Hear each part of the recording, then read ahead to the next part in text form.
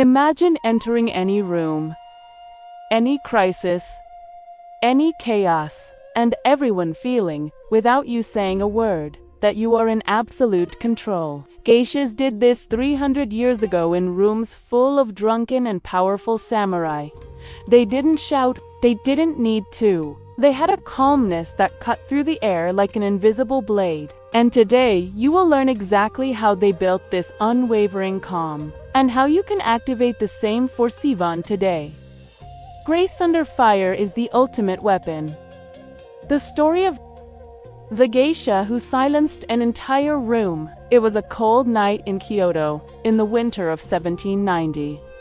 The main hall of the Ichiriki tea house was filled with powerful feudal lords who drank sake as if it were water. The air was thick with smoke, loud laughter, and the metallic sound of swords clashing against tables. These men controlled entire armies, deciding who lived and who died with a simple gesture of their hand.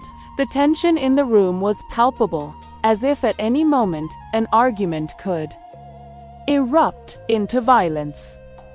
Some were already standing, gesturing aggressively, while others watched with drunken but attentive eyes. It was the kind of environment where any wrong word could end in blood spilled on the tatami mats. It was in that chaotic moment that the paper doors slid open smoothly, and Kihi entered the room. She was only 19 years old, but her red and gold silk kimono seemed to float around her as if made of liquid light. Her steps were so light, they seemed not to touch the floor.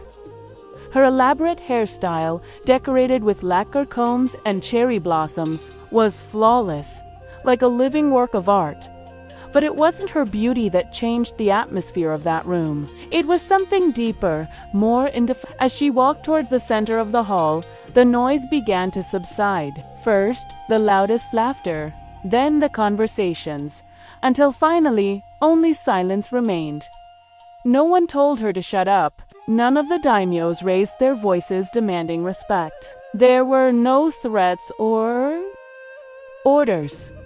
What happened was something that transcends brute force or political power. Kihi simply carried with her something the Japanese call sajaku, a calmness that prevails without needing to say a single word. It was as if an invisible field of peace expanded around her, calming even the wildest spirits. The men who moments before were ready to fight now found themselves inexplicably serene, their bodies relaxing involuntarily. She didn't ask for attention, but received the most absolute reverence from warriors who spent their lives demanding respect through strength. Now, I want you to pause and think honestly.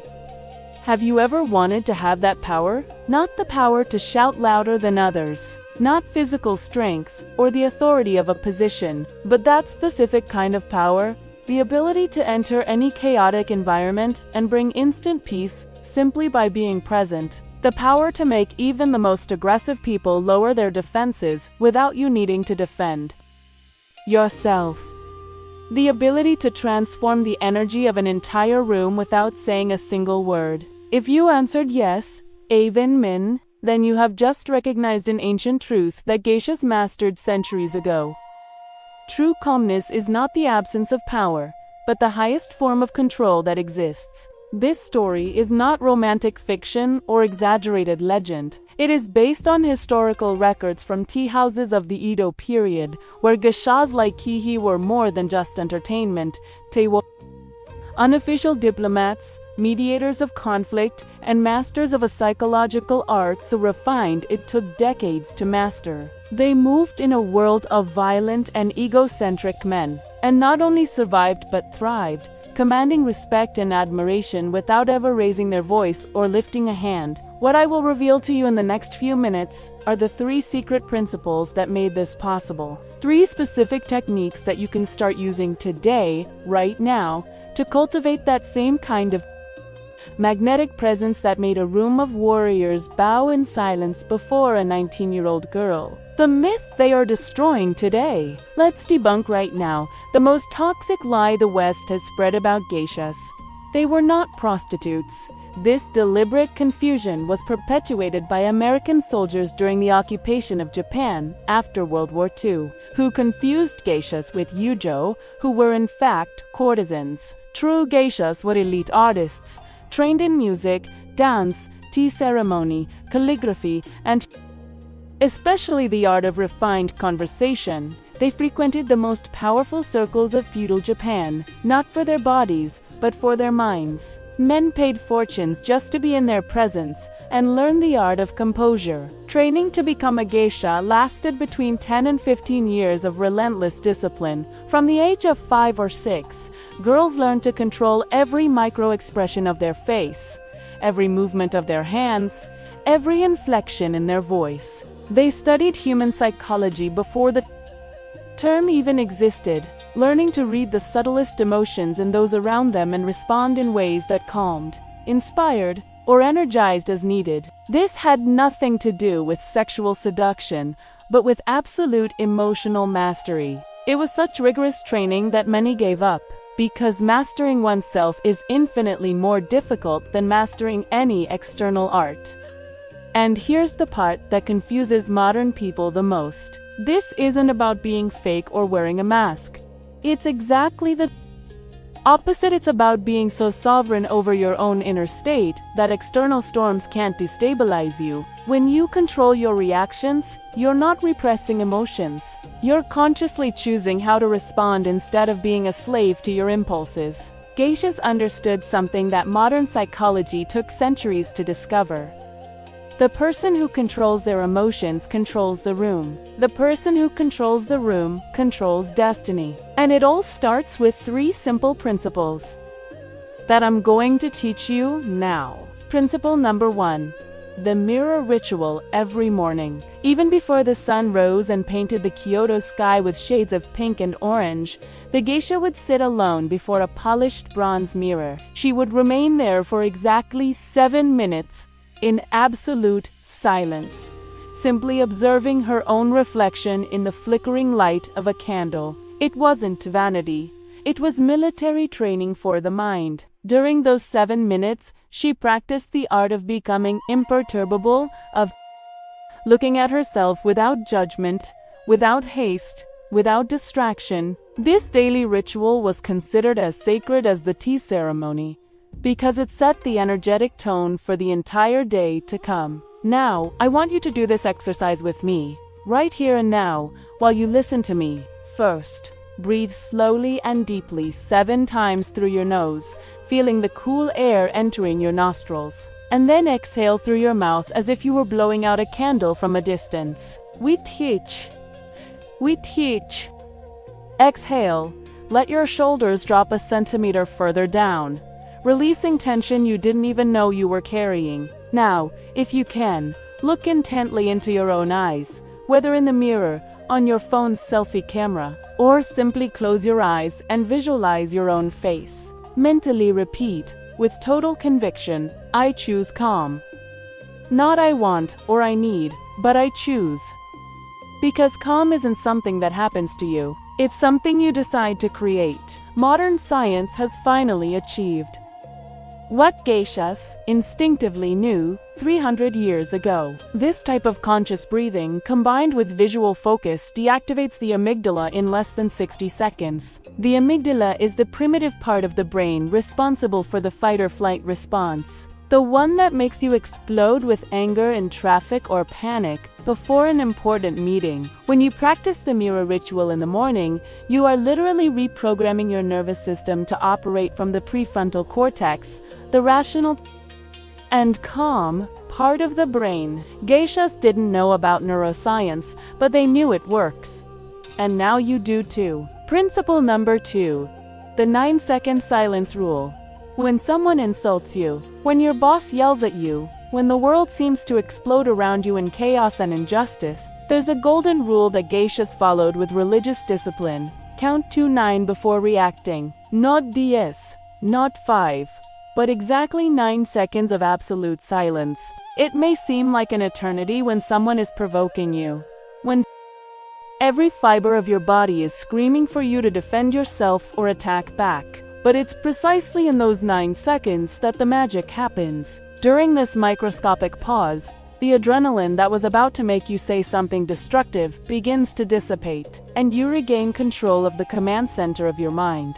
Geishas used this technique in negotiations involving the equivalent of thousands of dollars in today's currency. Imagine an arrogant merchant trying to pay less than agreed, raising his voice, making veiled threats. While he spewed his angry words, the geisha simply held his gaze in silence, counting internally: ichi, ni, san, shi, go, roku, sichi, achi, ku. 9 heartbeats. 9 silent breaths. And something fascinating happened.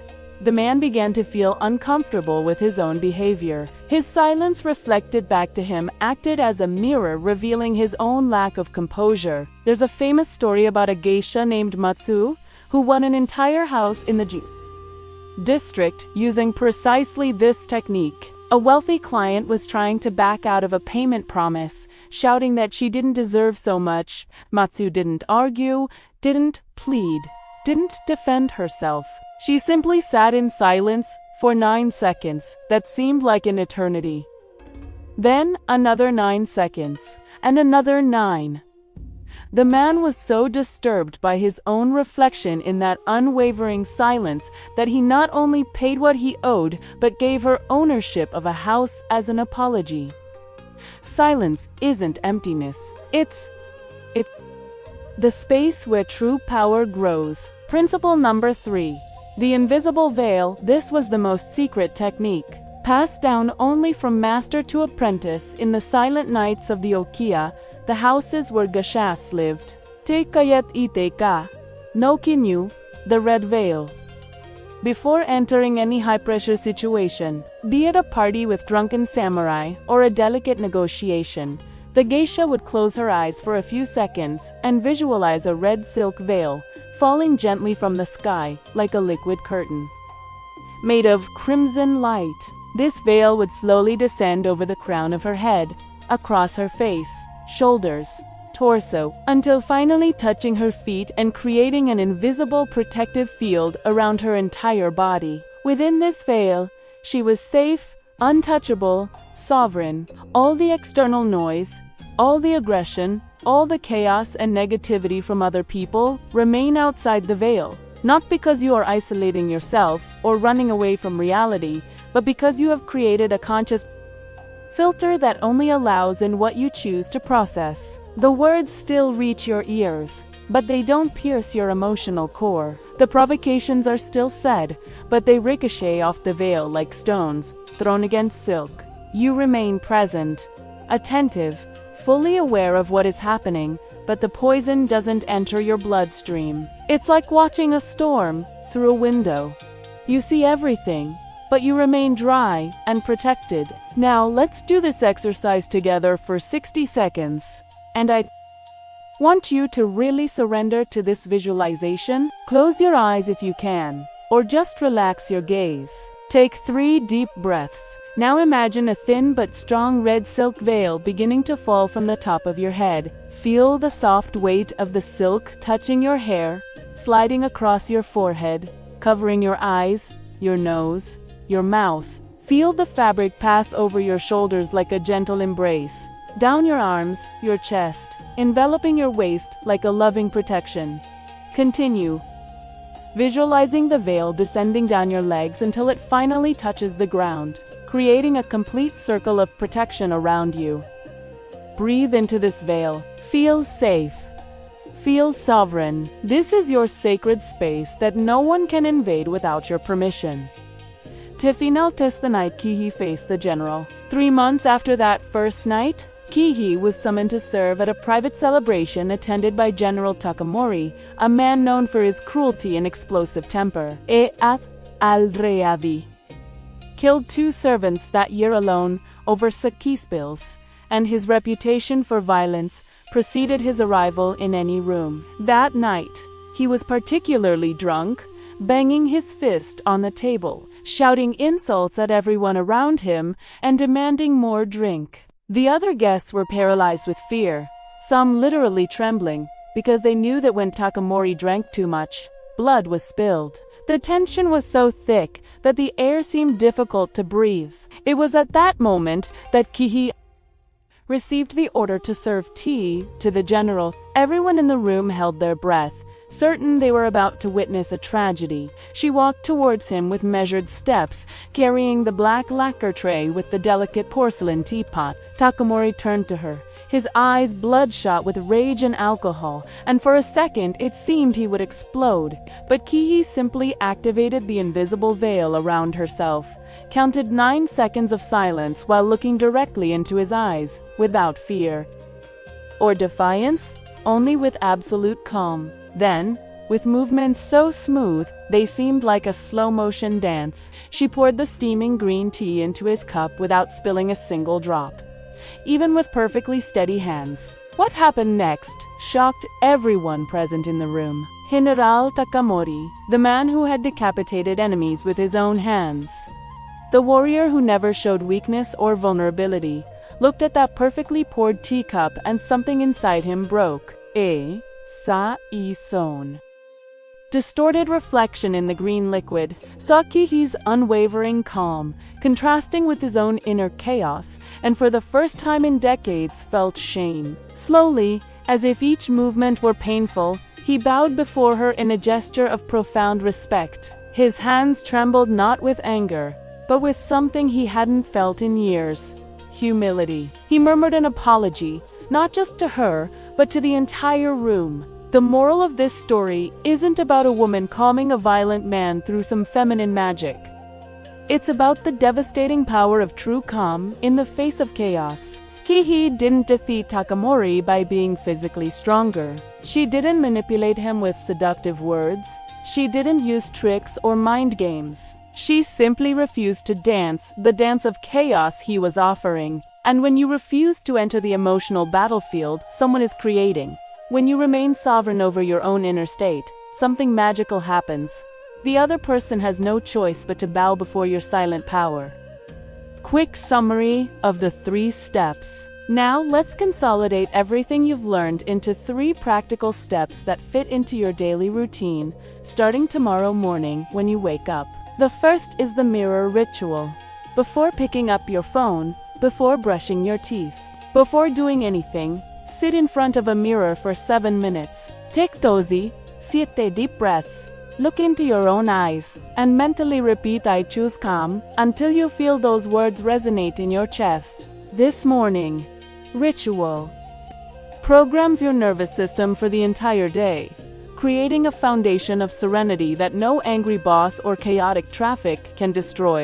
Do this for 21 consecutive days, and you will never be the same person again. The second step is the 9-second rule, and you'll use this during the chaos of the day. When someone insults you, when you receive bad news, when you feel anger rising in your throat like volcanic lava, stop everything and count: Ichi Nisan Shi, Go, Roku, Sichi, Achi, Kuwa 9 seconds of absolute silence before any reaction. In those 9 seconds, you regain control of the situation. You move from reactive mode to strategic mode. You stop being a victim of circumstances and become the master of your response. Practice this, especially in small situations. First, like someone cutting in line or an annoying comment on social media, so that when the big storms arrive, you already have the pause muscle developed. The third and final step is the invisible veil, and you can use this anytime,